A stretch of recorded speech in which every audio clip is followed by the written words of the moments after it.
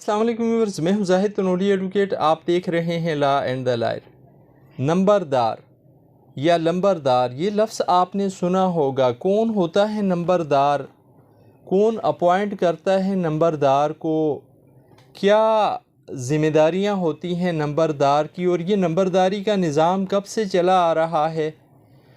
नंबरदारी क्या कोई विरासती मामला है, यानी नस्ल दर नस्ल चलने वाला है? अगर है तो इस मामले में उसूल पिसरे कलां क्या है?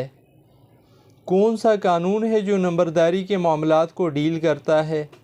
ये हैं वो सवालात जिनको जानने की कोशिश करेंगे आज की इस वीडियो में हम। लेकिन मौजू पर बढ़ने से पहले आपसे गुजारिश, अगर आप चैनल पर नए हैं, आपने चैनल सब्सक्राइब नहीं किया हुआ तो चैनल सब्सक्राइब करें, वीडियो लाइक करें, बेल आइकन प्रेस करें ताकि अवेयरनेस के हवाले से हर नई आने वाली वीडियो का नोटिफिकेशन आप तक पहुंच सके।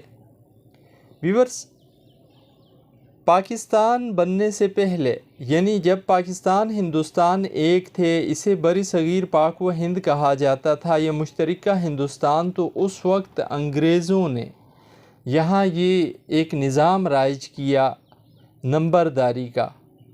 नंबरदार की ज़िम्मेदारियाँ क्या थी? महकमा माल के अफसरान, पटवारी, कानून गो, दीगर लोगों की मदद करना। किस काम में? मुआवजा इकट्ठा करने में, मालिया इकट्ठा करने में, रेवेन्यू इकट्ठा करने में। यानी जो ज़मीनों पर टैक्सेस लगते थे, जो जायदाद पर टैक्स लगता था, तो इस नंबरदार ने सहूलत देनी होती थी उस टैक्स के इकट्ठा करने में। यानी हुकूमत नंबरदार अपनी सहूलत के लिए तैनात करती थी, एक ऐसा शख्स जो लोगों को जानता हो सही तरीके से, वहाँ का लोकल हो, जिसके नाम पे कोई प्रॉपर्टी वगैरह भी हो और जिसका माशरे में कोई मकाम व मर्तबा हो। ऐसे शख्स को ये ओहदा दिया जाता था, ये ज़िम्मेदारी दी जाती थी और उसे नंबरदार कहा जाता था। पाकिस्तान बनने के बाद भी हुकूमत ने इस निज़ाम को जारी रखा। पाकिस्तान बनने के बाद भी नंबरदारी अभी भी चल रही है, नंबरदार तैनात हो रहे होते हैं। नंबरदार मुख्तलिफ़ इलाक़ों में, उन इलाक़ों में से लोगों से मालिया इकट्ठा करने के लिए, रेवेन्यू जनरेट करने के लिए, सहूलत पैदा करने के लिए, मालिया इकट्ठा करने में, टैक्स इकट्ठा करने में गवर्नमेंट तैनात करती रहती है।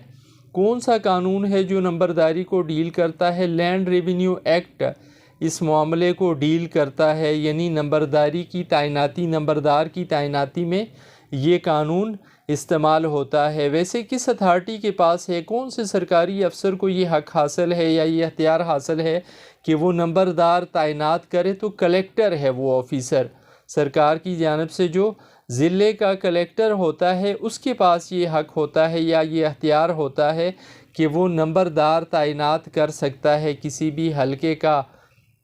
अब ये एरिए पे डिपेंड करता है, ये इलाके पे डिपेंड करता है कि किस इलाके में कितने नंबरदारों की ज़रूरत है हुकूमत को, कितने लोग ऐसे हैं जिनकी मदद ली जा सकती है या कितने लोगों की मदद लेनी ज़रूरी है। ये हुकूमत देखेगी उस इलाके की निस्बत को और उस इलाके की ज़रूरत को, फिर उसके मुताबिक तैनातियाँ की जाएंगी नंबरदार की। नंबरदार क्या कोई विरासती मामला है? पहली दफ़ा जब कोई शख्स नंबरदार मुकर्रर होता है तो ये विरासती मामला नहीं होता। इसमें कुछ बातें देखी जाती हैं नंबरदार की तैनाती करते वक्त। पहली बात तो ये देखी जाती है कि उस बंदे के लोगों के साथ ताल्लुकात, मामलात हों, एक्टिव बंदा हो। दूसरी बात ये देखी जाती है कि उस बंदे के नाम पे कोई ज़मीन जायदाद हो, यानी वो साहिब जायदाद होना चाहिए। तीसरी बात ये देखी जाती है कि वो बंदा मैच्योर हो, समझदार हो, मामला डील कर सके, सहूलतकारी सही तरीके से कर सके, जिस मकसद के लिए उसे तैनात किया जा रहा है वो मकसद हुकूमत का पूरा हो सके। अब एक मरतबा तो इस तरीके से नंबरदार तैनात हो गया, लेकिन अगर वो नंबरदार फोत हो जाता है तो क्या इसके बाद फिर ये उसकी नस्ल में ये नंबरदारी जाएगी तो किस तरतीब के लिए इसके साथ जाएगी? इसके लिए एक उसूल कानून में मौजूद है जिसे उसूल पिसरे कलां कहा जाता है। यानी इसको इस तरीके से आप समझें, फ़र्ज़ करें एक शख्स है, वो नंबरदार है और उसके 3 बेटे हैं। उसका बड़ा बेटा बी शादीशुदा है और उसका भी एक बेटा है, लेकिन ये नंबरदार साहब का बड़ा बेटा फोत हो जाता है। अब नंबरदार साहब के दो और बेटे भी हैं, लेकिन नंबरदारी का जो हकदार होगा ये बड़े बेटे का बेटा होगा।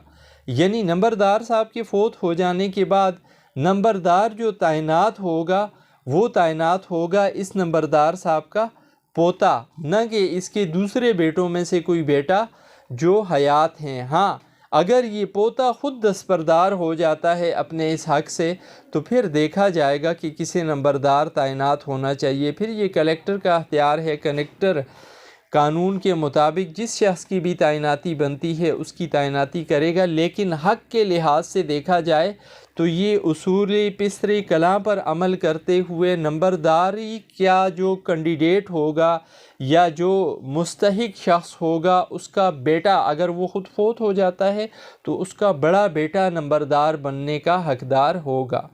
क्या कोई औरत भी नंबरदार बनाई जा सकती है? जी हाँ, किसी औरत के नंबरदार लगाए जाने पे कोई कदगन नहीं है, कोई पाबंदी नहीं है। अगर कोई औरत साहिब जायदाद है और असर रसूख भी रखती है, तेज़ तराज भी है, मामला फ़हम भी है, तो नंबरदार तो तैनात किया जाता है कि रेवेन्यू के मामलात में सहूलत फ़राहम कर सके, और वो औरत इस काबिल है कि वो सहूलतकारी दे सकती है, मुफीद साबित हो सकती है महकमा माल के अफसरान के लिए रेवेन्यू इकट्ठा करने में, हुकूमत के लिए रेवेन्यू इकट्ठा करने में, मालिया इकट्ठा करने में। तो फिर ऐसी सूरत में किसी औरत को भी नंबरदार तैनात किया जा सकता है, नंबरदार लगाया जा सकता है। नंबरदारी एक स्टेटस है, एक ओहदा है, इसको कोई फ़वाइद हासिल होते हैं या नहीं, लेकिन इसकी ज़िम्मेदारियाँ ज़रूर होती हैं। बाज़ औक़ात इंतकाल करते वक्त भी, इंतकाल के मौका पर ये किसी मालिक की शनाख्त भी करता है, नंबरदार से ये काम भी लिया जाता है शनाख्त करने का, क्योंकि ये वहाँ का लोकल होता है, हर शख्स को अच्छे तरीके से जानता है, तो ये शनाख्त के अमल में भी काम आता है किसी इंतकाल के होने में या किसी और रेवेन्यू डॉक्यूमेंट के बनने में।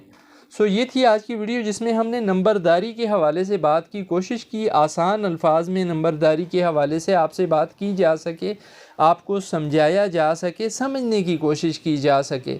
उम्मीद है ये वीडियो आपके लिए मुफीद रहेगी, आपके इल्म में इजाफ़े का बाइस भी बनेगी और आपको पसंद भी आएगी।